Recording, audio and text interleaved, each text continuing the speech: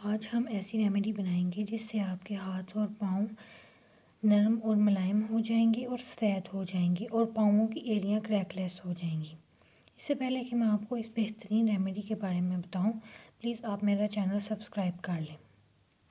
इस रेमेडी को बनाने के लिए हमें 3 चीज़ें चाहिए।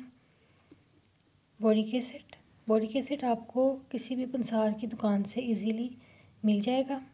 ग्लिसरीन लेंगे और वैसलीन लेंगे। चम्मच ग्लिसरीन डालेंगे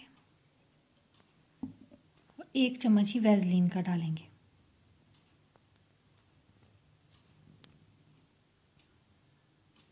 अभी ग्लिसरीन और वैसलीन इसमें डाल दी है। अब चम्मच का चौथाई हिस्सा बोरिक एसिड का डालेंगे और अब इन तीनों चीज़ों को अच्छी तरह से मिक्स करेंगे।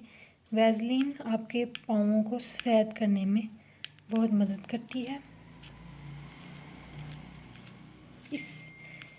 इसको रोज़ाना इस्तेमाल करें और अपने पाँवों को और हाथों को नरम और मुलायम हासिल करें।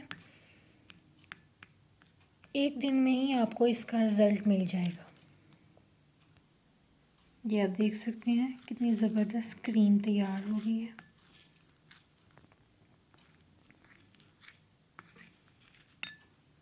इसको रोज़ाना इस्तेमाल करें। Thanks for watching.